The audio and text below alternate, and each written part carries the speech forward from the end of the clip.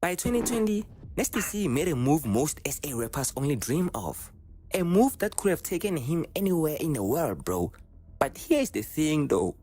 Every big decision comes with a cost. And in SA hip-hop, sometimes the cost is closer to home than you think. So let's talk. Do you know how many rappers copied his template? Yeah. He's the original. No. Not Nasty C. I started listening to hip hop on Nasty C's music. Yeah. Same. He carried my childhood, dude. Exactly what I'm saying. Let's just start at the beginning, bro. Nasty C isn't just another rapper. No, he's the guy who brought a global sound to SA hip-hop. From Devon streets to stadiums, his rise was fast, clean, almost too perfect. And the people in the industry noticed. By 2018, he was everywhere, bro. Everywhere. Every beat, every collab, every headline, you could feel it. He wasn't just a talented rapper. He was a symbol, a representation of what SA hip-hop could look like if it went international. And honestly, most SA rappers don't get that chance. Some try, most fail, but Nasty C, he was built for it. Or at least it looked like it. When you told your dad and your stepmother that you wanted to be a rapper for a living, what was the reaction? They always just wanted it to be a hobby, you know. They didn't believe in the music thing. And rightfully so, you know, you see a lot of artists falling off, being addicted to drugs, them being fucked over by labels and going broke. And yeah, like we've seen the movie play like 1,000 times over. So my parents were just like, they had that typical parent paranoia, you know. They wanted me to pick something a bit more secure, like a doctor, a lawyer, a teacher, this and that. And they weren't very supportive at first. And I made a deal with my father. I was going to take a year off and not do school at all. And focus like 100% on the music shit. And if it works out, I don't go back to school. I carry on. If it doesn't, I go back to school. I listen to him. I do everything he said. And I won. Then came 2020. Man, that's dope, bro. He made a choice. A move that looked smart on paper. But I think it's a common thing for parents not to always want to support your like rap career or like music career, you know, because the African parents at the end of the day were Focus on international markets, sign bigger deals, collaborate with global artists, basically go global. Sounds great, right? Who wouldn't take that chance? But here is where it gets interesting though. When you chase the world, sometimes your home crowd feels left behind. Your local fans, the ones who built you, start asking, wait, is he still one of us? damn. My versatility is not appreciated enough in this world. Dog, I feel the same, dog. I'm not gonna lie, I feel the same. But I also feel like if I was born in the States and grew up in the States, it would be. Because someone would have definitely said, yo, come here, bro. Like, I'm gonna put you in every single session. I want you to drop a verse or write a song for someone. I don't give a what happens after that. I just need you to be there, drop something, and we can leave afterwards. You don't have to stick around. You don't have to deal with none of the criticism afterwards. And I feel like, nigga, I would have gone so far, bro. Like, I would be a mega star right now. But I'm in SA, doggy. And it's like, people over here is like, And that's the problem with SA hip-hop. The system rewards exposure, not loyalty. You can make all the smart moves, but if your home base feel ignored, bro, your dominance at home drops. And this isn't just about Nasty C. No. If you watch closely, almost every SA rapper who tries to go international runs into the same wall. There's a pattern here. You build insane local hype, try to globalize, local audience feel distant, you gain some internationally but home dominance drop. It's almost like SA hip-hop punishes ambition. Not intentionally, Yeah, bro. but it does. And Nasty C's move fits that pattern perfectly. So they asked the Americans there, like, what do you think of Nasty C? And the Americans was like, he's all right. He's cool, right? You know what I mean? And then one of the DJs, I don't know what happened, but one of the DJs played. I was 17, yeah. Zakwe. Yeah. 17, yeah. Yeah. Yes. They were like, yo, what is this? This is Yeah, fire. Exactly. Yes. And when you play, and that's what I'm not a fan of him, but Nota was saying, when you play Zulu Man with Power, just hearing the title, you're expecting that. Yes. Yeah. And you don't get it. You get something very, Very, American. yeah. Yes. Or quasi-American. You might think, but he's huge internationally. Yeah, he is. But when it comes to cultural impact at home, Let's just say some of his old fans stopped watching him as closely as they did back then. Who's the most overrated rapper in SA? Nasty C. I feel like all of the international deals and all of that he's gotten, I don't think he's the best in South Africa. But here is where people get confused though. Is this a fail or a success? Well, it depends on how you look at it. On one hand, he's opened doors few artists can dream about. Collaborations, recognition, money, exposure, big wins, bro. On the other hand, every move has a trade-off. Momentum in SA isn't infinite, bro. Fans have short attention spans. I've been saying this a couple of times. And if you are chasing the world too fast, someone else will quietly take your crown at home. It's not drama. It's just business.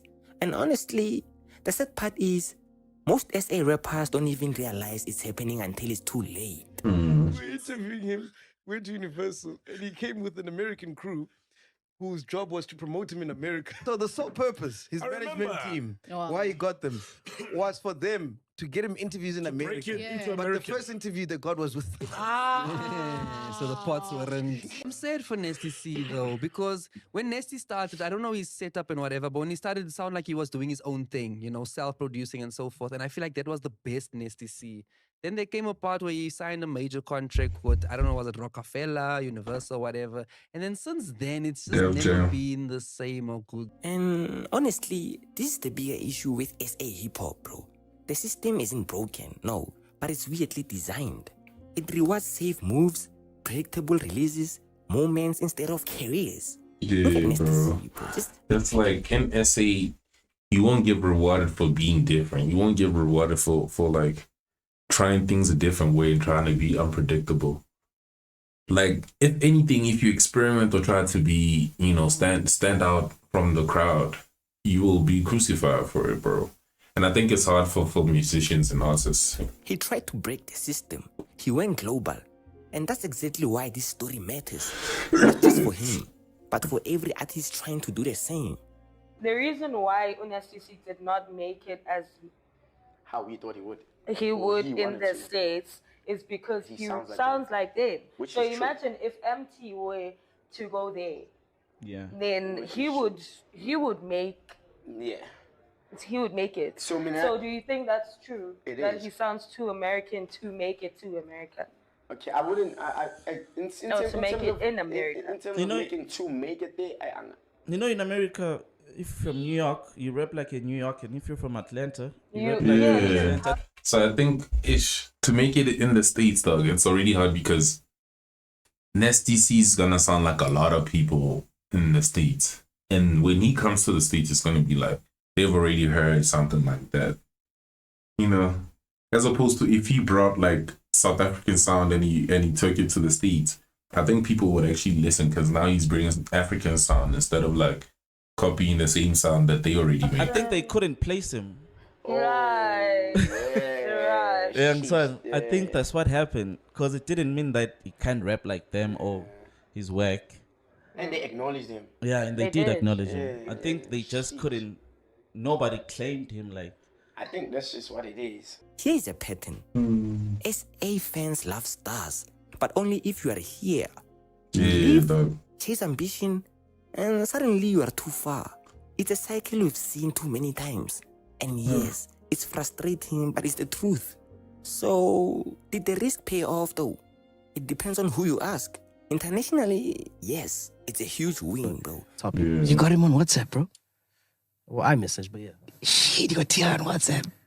You see his You know how many status. people I have like on my like if I was that type of dude, bro, like it would be over. It was it would be over.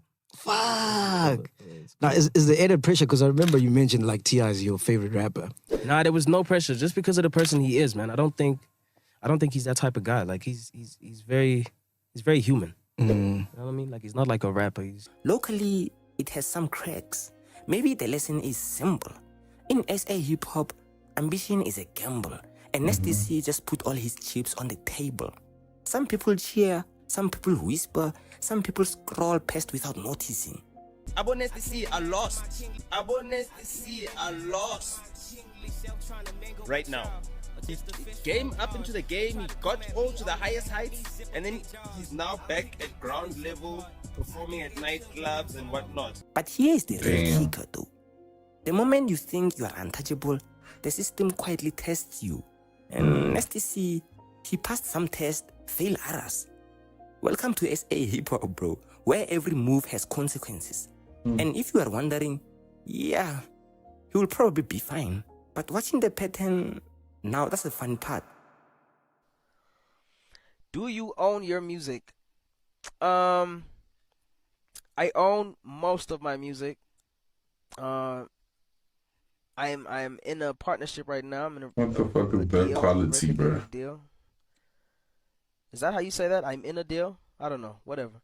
So no, how that works is like you lease the music to them, right? You give the music to them and they own it for however long, and then if you're fairly new to the game, it's always best to do the first couple years independent, because there's a lot of stuff that you need to learn, man. Like get some skin in the game, you know, have your ups, have your downs, build up your leverage so that when it's time for you, if that time does come, if you want to go knock on a major label and say, look, I'm willing to sacrifice this amount of my stuff so you can take me to this specific place or whatever, you have that leverage to say, I've done this and this and this and that. You don't need to do any kind of groundwork for me. I've put in my work, and you know what I mean? Now you can negotiate.